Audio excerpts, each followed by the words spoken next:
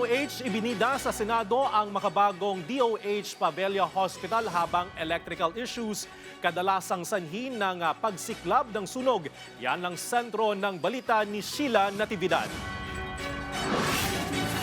Ibinida ni Department of Health Secretary Ted Herbosa ang aktual na operasyon at mga serbisyong medikal ng Dr. Jose Fabella Memorial Hospital. Sa pagbisita ni Senator Sherwin Gatchalian, Chief ng Senate Committee on Finance, mismong ang kalihim pa ng kagawaran ng nangasiwa ng pagbisita. Ang naturang pagbisita ay gagawing diskusyon ng Senado tungkol sa pondo ng sektor ng kalusugan na galing at para sa kapakinabangan ng mga mamamayan. Kasama sa mga binisitang pasilidad ng ospital ang Kangaroo Mother Care, OB-GYN Ward, Outpatient Department, Neonatal Intensive Care Unit at Milk Bank.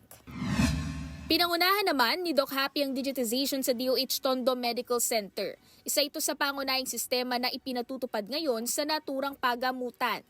Kaya naman sa bagong proseso, mas pinaikli na ang paghihintay sa lab results ng isang pasyente. 5 oras na lamang tatagal ang paghihintay at pwede nang makuha ang lab results. Isa naman sa 4 na kaso ng sunog sa Pilipinas ay dahil sa electrical issues. Ayon yan sa datos ng Bureau of Fire Protection.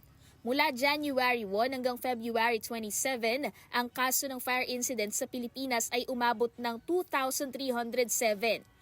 Mula dito, 625 ay dulot ng electrical issues katulad ng octopus wiring at mga appliance na hindi natanggal sa saksakan.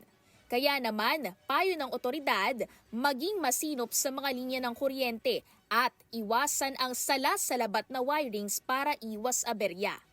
Sheila Natividad para sa Pambansang TV sa Bagong Pilipinas.